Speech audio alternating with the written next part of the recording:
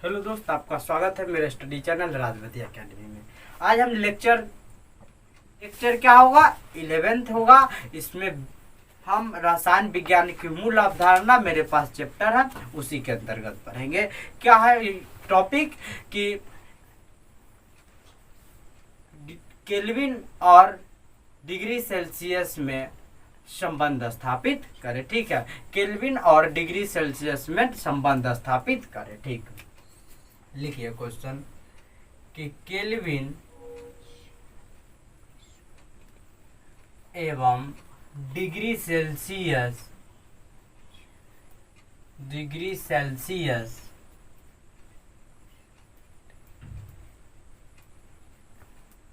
में संबंध स्थापित करें। ठीक है, संबंध स्थापित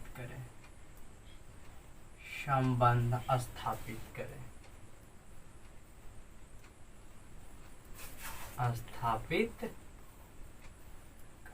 ऊपर लिख लीजिएगा VVI क्वेश्चन।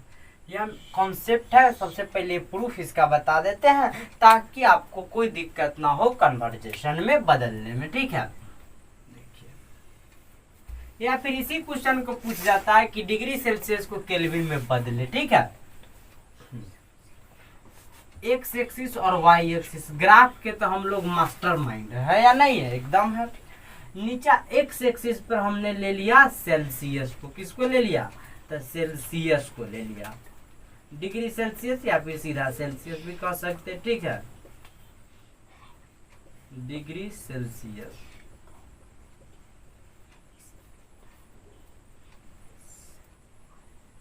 ठीक है, एक्स एक्सिस पर ले लिया। ठीक, वाई एक्सिस पर हमने किसको ले लिया? फ़ारेनहाइट को।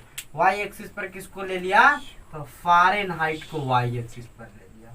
ठीक है, सॉरी, फ़ारेनहाइट यहाँ नहीं है, केल्विन है। ठीक है, यहाँ पे केल्विन ना है, केल्विन। अब हम लोग जानते हैं डिग्री सेल्सियस का रेंज कैसे से होता है? 0 से लेके कहाँ तक? तो 100 तक। 0 यहाँ है और यहाँ 100 तक है। तो हम लोग पढ़े हैं कि 0 डिग्री सेल्सियस बराबर 273.15 केल्विन। पढ़े हैं कि ना पढ़े हैं? पढ़े हैं। कैसे? तो 0 डिग्री तापमान पर जल फ्रीज करता है कि नहीं करता? तो करता है सर, बिल्कुल कर रहा है, आप सही बोल रहे हैं। और 273.15 केल्विन पर भी क्या करता है? जल फ्रीज करता है। जल क्या कर देता है? फ्रीज करता है, अर्थात जमता है। तो लिख सकते हैं कि नहीं? 0 डिग्री सेल्सियस बराबर 273.15। ठीक है, इसको थोड़ा बड़ा कर देते हैं। इसको यहाँ पे लिख दीजिए सबसे पहले 273.15। ठीक, और यहाँ पे यह क्या ले लीजिए? केल्विन ले लीजिए। किसका ले लीजिए? केल्विन ले लीजिए।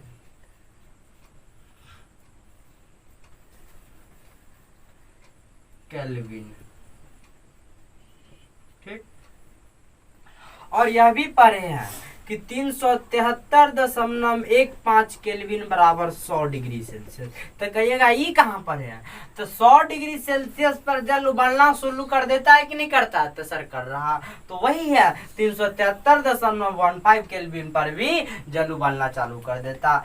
केल्विन ने कहा कि मेरे जो स्केल का जो रेंज होगा 273.15 से 373.15 तक होगा। ठीक है, तो यहाँ तक आपको पूरा समझ में आ गया होगा। 273 से लेके कहाँ तक? 373.15 तक। अब क्या कर दीजिए? 273 से 100 डिग्री सेल्सियस को मिलाइए। अब 273.15 से इसको यहाँ पे क्या कर दीजिए? मिला दीजिए। यहाँ पे एक कोऑर्डिनेट क्या होगा? फॉर्म होगा। कितना कितना का? 100 और 373.15 का कोऑर्डिनेट यह बनेगा सर? बनेगा। अब देखिए, यहाँ से 273.15 से लेकर हम केल्विन के पैरेलल रेखा को क्या कर दिए? मिला दिए। ठीक, यही एक पैरेलल रेखा, इसको मिला दिए। ठीक है, अब हम देखिए वाई एक्सिस पर के डिस्टेंस पर, कितना डिस्टेंस पर? के डिस्टेंस पर, और एक्स एक्सिस पर सी डिस्टेंस पर एक लंब डाल दिए। क्या डाल दिए? एक लंब डाल दिए। इसमें के डिस्टेंस, इसको सी डिस्टेंस। अब देखिए एक त्रिभुज जनरेट मेरे पास हो गया। अब हुआ कि नहीं हुआ त्रिभुज? देखिए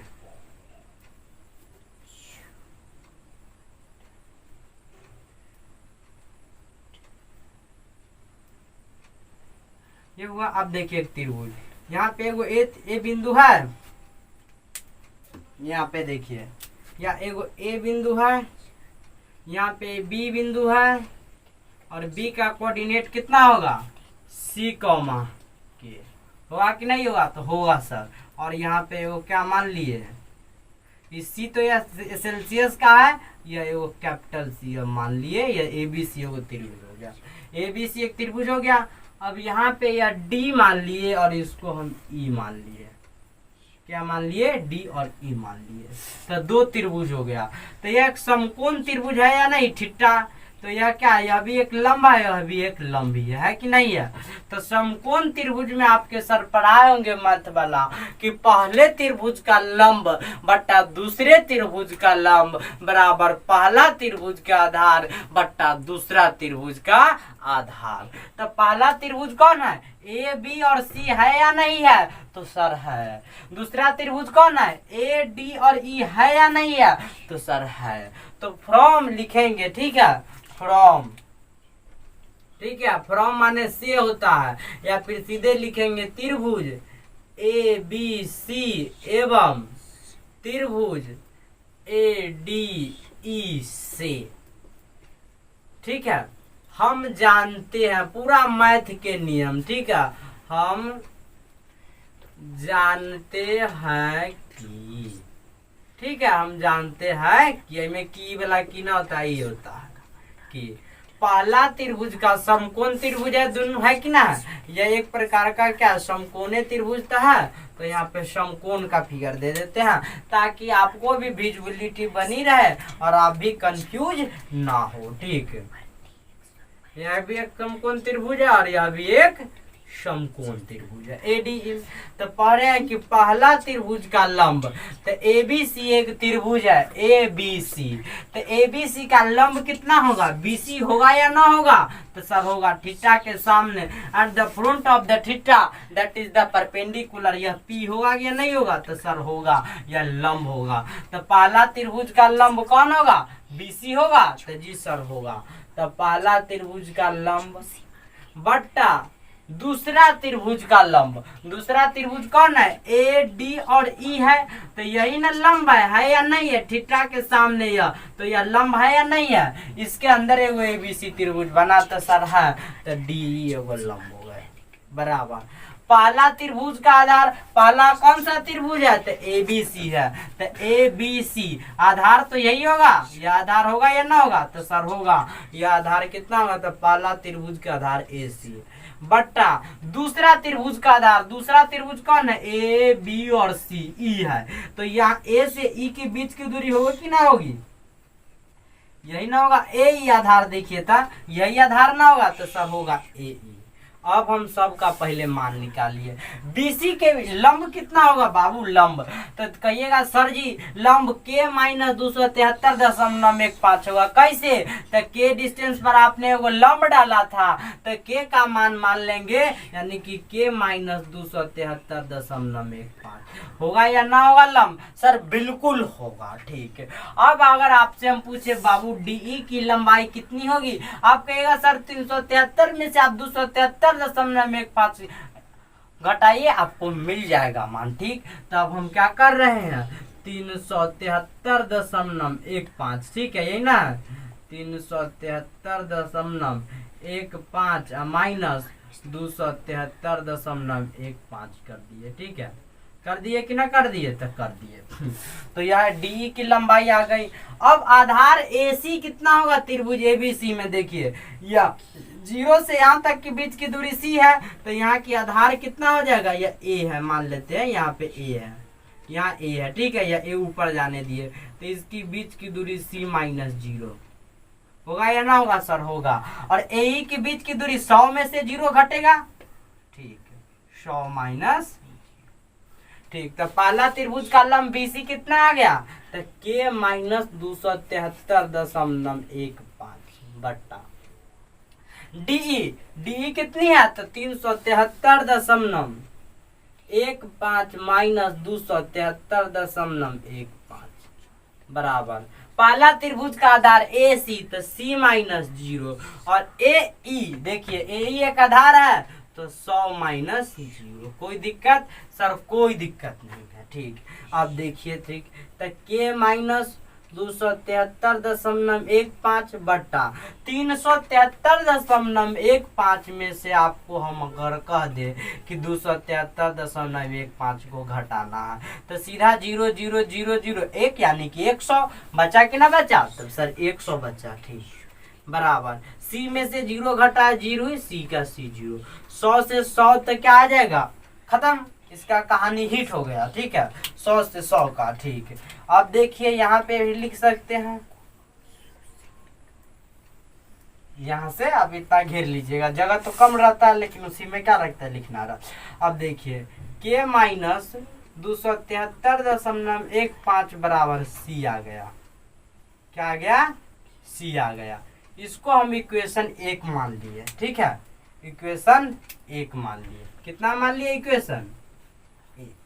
अब लिख रहे हैं इक्वेशन 1। फिर सी को अगर हम सी बराबर के माइनस 273, अगर ये आपको यह कंफ्यूजन लगता हो तो देखिए सी को हम इसी फॉर्म में फिर लिख सकते हैं। सी को या फिर इधर लिख दीजिए, सी बराबर के माइनस 273.15। अब तो कोई दिक्कत ना होनी चाहिए। यह दोनों को मान लिए, दोनों एक के गो है। ठीक है, दोनों एक ही है। और या फिर लिख सकते हैं सी बराबर के माइनस 273.15। ठीक है, इसको मान लिए इक्वेशन फर्स्ट। इक्वेशन कितना मान लिए? तो इक्वेशन फर्स्ट मान लिए। ठीक, कितना मान लिए? इक्वेशन फर्स्ट मान लिए।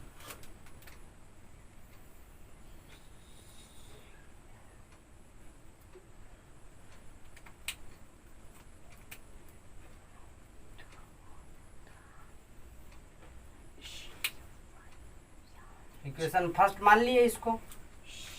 अब इसमें लिख देते हैं क्या क्या हमको लिखना है। इक्वेशन फर्स्ट, अब इसमें लिखिए इक्वेशन फर्स्ट का उपयोग यहाँ लिख देंगे, इस सूत्र का उपयोग कर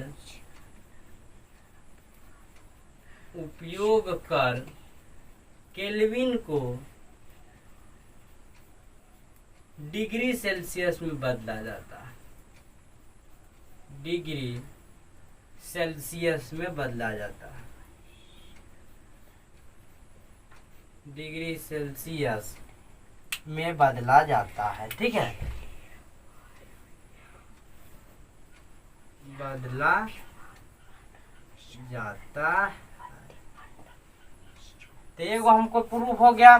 ठीक है, अब दूसरा प्रूफ करना तो इसी से केवल इसको साइड चेंज साइन चेंज। ठीक है, साइड चेंज साइन चेंज, केवल साइड का हम क्या करेंगे? चेंज कर देंगे तो क्या होगा? साइड आराम से चेंज हो जाएगा। ठीक, अब यहाँ पे देखिए तो C बराबर के माइनस 273.15 यानी कि इस सूत्र का उपयोग कर केल्विन को डिग्री सेल्सियस में बदला जाता है। यहाँ तक आप सबसे पहले क्या कर लीजिए? स्क्रीनशॉट कर लीजिए। फिर हम पढ़ाएंगे कि किस प्रकार केल्विन को हम डिग्री सेल्सियस में बदल रहे हैं। ठीक है,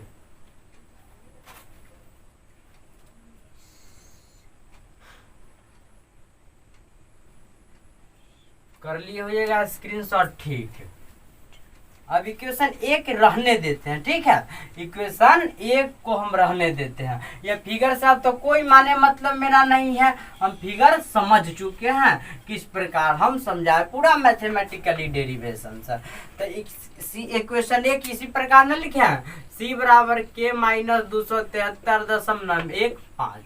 यही तो था इक्वेशन फर्स्ट, था कि ना था? अब इससे इक्वेशन 2 बना सकते हैं। आप कहिए सर किसे बना दीजिएगा, बना के दिखाइए पहले। तो के बराबर लिखेंगे सी प्लस 273.15। ठीक है, तो आप बताइएगा ये इक्वेशन 2 हुआ या ना हुआ? आप कहेगा सर बिल्कुल हुआ। वेयर सी कहाँ है? जहां सी, यहाँ पे लिख दीजिए नीचे, जहां सी डिग्री सेल्सियस है, जहां सी डिग्री सेल्सियस है, इसी में लिख दीजिए यहाँ सी डिग्री सेल्सियस है। ठीक है, लिख दीजिए यहाँ C बराबर डिग्री सेल्सियस है। क्या है? डिग्री सेल्सियस है, डिग्री सेल्सियस है। अब इक्वेशन 2 है तो लिख दीजिए इस सूत्र का उपयोग कर, सूत्र का उपयोग कर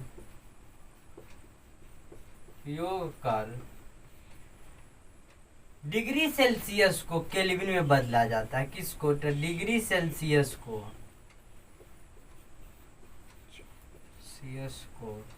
केल्विन में बदला जाता है। ठीक है, केल्विन में बदला जाता है। ठीक है, बदला जाता है। यहाँ तक आप सबसे पहले देख लीजिए। अब आपको हम दे दिए कुछ बनाने के लिए घर से, अभी नहीं बना, अभी प्रैक्टिस आपको करवाए और आपको कहे, ठीक है, कि बदलिए। ठीक है, 0 degree Celsius, 27-25 degree Celsius, 37 degree Celsius, 98 degree Celsius, 100 degree Celsius को केल्विन में, केल्विन।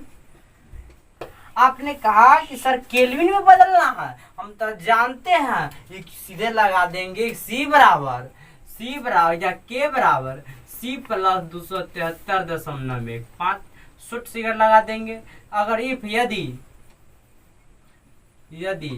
ठीक है, C बराबर क्या है? 0 आ गया, पहला केस में है, तो K बराबर C के जगह पर 0 रखेंगे तो 0 अब प्लस 273.15, तो K बराबर कितना आ गया? 273.15।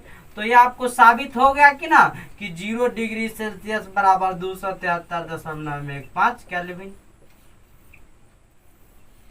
केवल जोड़ना है, इसमें कुछ भी नहीं करना है, केवल और केवल क्या करना है? जोड़ना है। आप जोड़ते जाइए, आपको मिलता जाएगा। ठीक है, इसीलिए 0 डिग्री सेल्सियस बराबर कितना? 273.15 केल्विन। यहाँ तक आप सबसे पहले क्या कर लीजिए, यह सब बनाकर आप ले आइएगा। अब हम एक और इम्पोर्टेंट बता रहे हैं कि अब हम डिग्री को किस प्रकार, या तो केवल इसको समझने के लिए बताए थे कि सेल्सियस को किस प्रकार डिग्री में बदलते हैं। अब मेरा टॉपिक ही आ जाएगा कि 0 डिग्री सेल्सियस को केल्विन में बदले। ठीक, स्क्रीनशॉट सबसे पहले कर लीजिए। और देखिएगा यहाँ C के जगह पर कभी कभी थीटा भी दे देता है। ठीक है, तो बुलाइएगा नहीं, थीटा भी वहां डिग्री सेल्सियस ही होता है। ठीक है,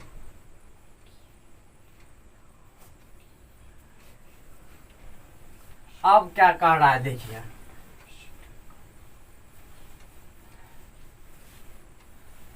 अब क्वेश्चन ने हमको दे दिया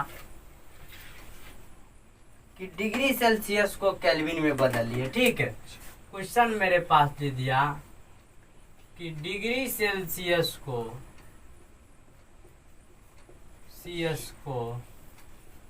केल्विन में बदले। ठीक है, केल्विन में बदले। ठीक है, बदलना।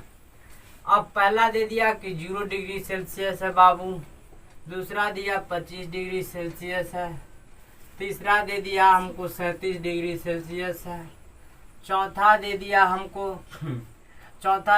100 डिग्री सेल्सियस है, पांचवा दे दिया 400 डिग्री सेल्सियस है, छठा दे दिया 700 डिग्री सेल्सियस है, सातवां दे दिया 1600 डिग्री सेल्सियस है।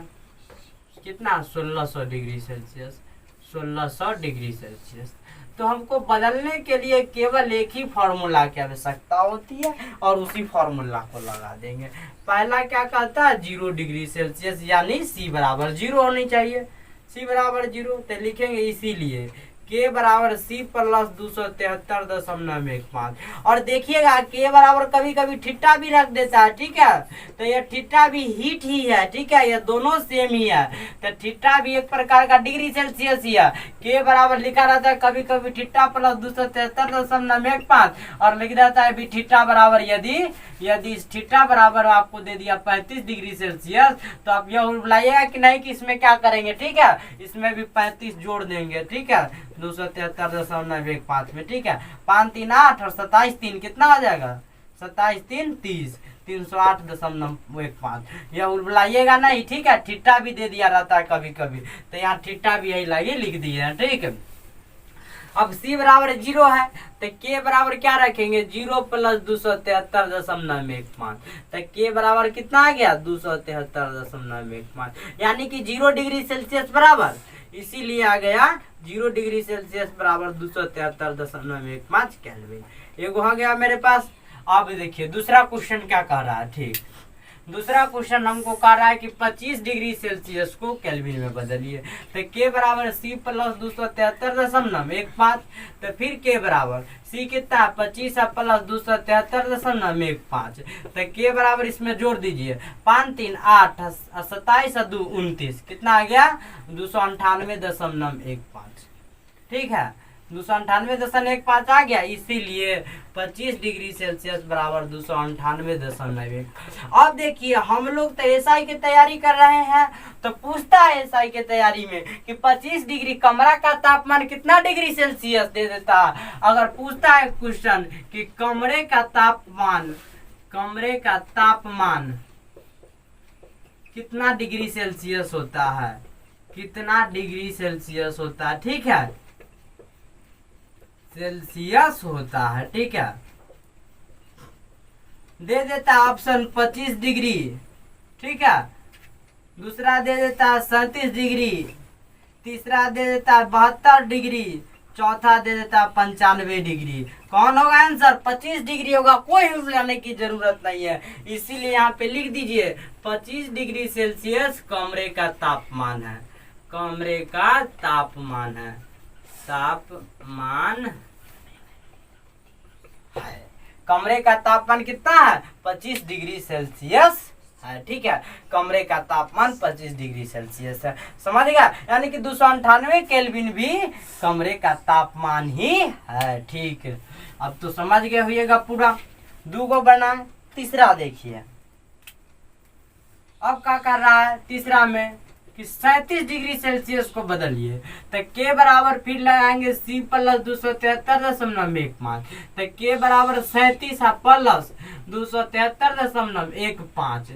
तो के बराबर कितना आ जाएगा, 273 में जोड़िए तो कितना होगा, 310 होगा कि ना होगा, 310.15, यानी बराबर हमको आ गया, यानी कि 37 डिग्री सेल्सियस बराबर 310.15। 37 डिग्री सेल्सियस क्या है, मानव शरीर का तापमान है, शरीर का तापमान 37 डिग्री सेल्सियस बराबर 310 केल्विन मानव शरीर का क्या है, तापमान है। सीधा यहाँ लिख दीजिए कमरे का तापमान 25 डिग्री सेल्सियस 298.15 केल्विन, ठीक है। अब तो आप यह सब बनाकर ले आइएगा घर से, ठीक, यह सब बन जाएगा। अब अगला क्वेश्चन है कि केल्विन को डिग्री सेल्सियस में बदलिए। वह भी क्वेश्चन काफी इंपोर्टेंट है और यही क्या किया जाता है, ऑब्जेक्टिव में पूछा जाता है, ठीक।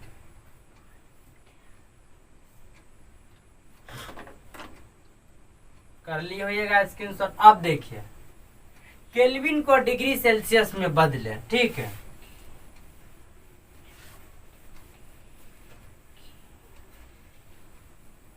अब लिखिए केल्विन को डिग्री सेल्सियस में बदलिए।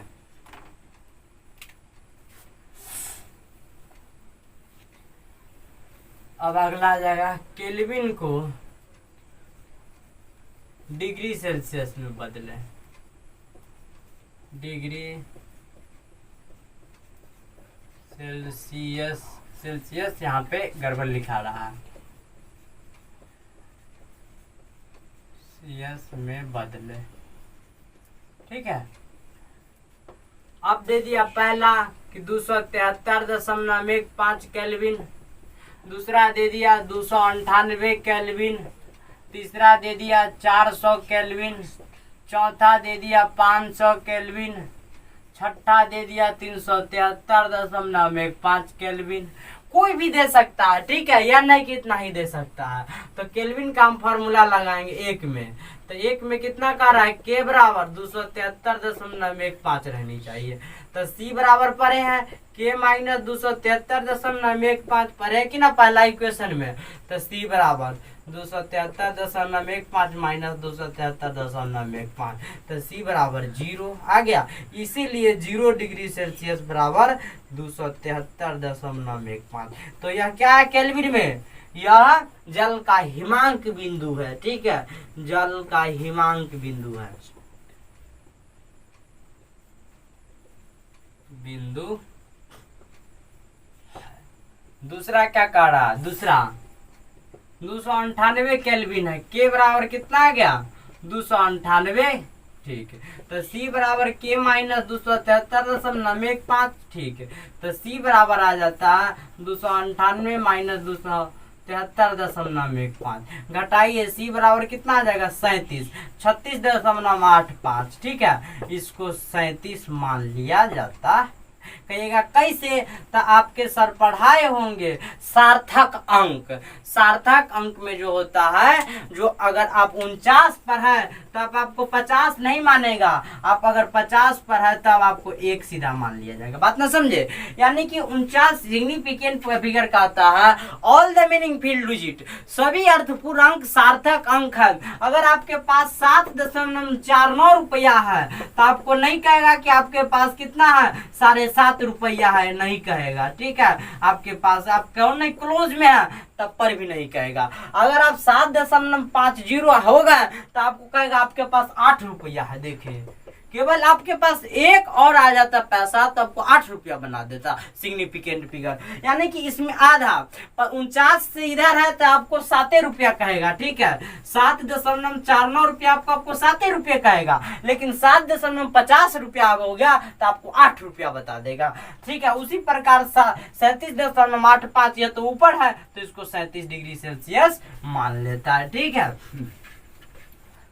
अब तीसरा क्या है, तीसरा कहिएगा सर जी यह क्या था, मानव बॉडी का टेम्परेचर, इसीलिए लिख दीजिए 37 डिग्री सेल्सियस बराबर 298.15 केल्विन। तो लिख दीजिए मानव शरीर का तापमान, ठीक है, मानव शरीर का तापमान, सॉरी गलत, 310 ना होगा, 310.15 आ जाएगा, ठीक है, 310.15, नहीं ठीक 298 तो 25 होगा, यहाँ पे गड़बड़ हो गया।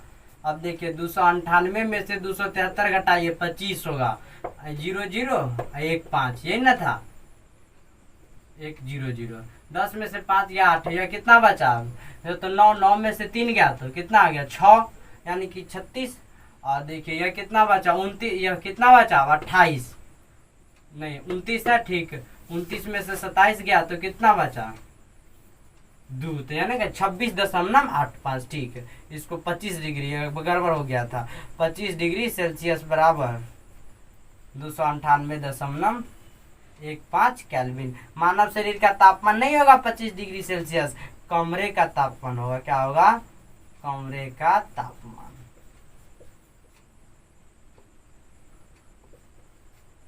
ठीक है।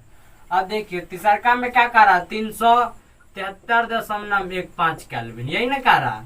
तो के बराबर लगाएंगे सीधा फॉर्मूला, सी बराबर के माइनस 273.15, तो सी बराबर 373.15 माइनस 273.15, तो सी बराबर आ गया 100, ले इसीलिए आ गया कि 100 डिग्री सेल्सियस बराबर 373.15 जल का क्वथनांक बिंदु है कि नहीं है, जल का क्वथनांक बिंदु, क्वथनांक बिंदु बॉइलिंग पॉइंट ऑफ वाटर है। अब यह सब आप क्या कीजिएगा, आप अपने रूम पर ही प्रैक्टिस कीजिएगा, घर पर प्रैक्टिस कीजिएगा। जो नहीं बनेगा आप कमेंट बॉक्स में हमको जवाब भेज दीजिएगा कि सर हमसे नहीं बना, एक बार और समझाइए, हम पूरा समझा देंगे। ठीक है, यहाँ तक सबसे पहले स्क्रीनशॉट आप कर लीजिए। कर लिए? तो आज के क्लास में इतना ही दोस्त। अगले लेक्चर में हम पढ़ेंगे, अगले लेक्चर में हम पढ़ेंगे कि किस प्रकार हम आयतन को मापते हैं और घनत्व को मापते हैं। ठीक, आयतन और घनत्व को अगले लेक्चर में। वीडियो अच्छा लगा हुआ तो लाइक शेयर और सब्सक्राइब जरूर कर दीजिएगा। ठीक।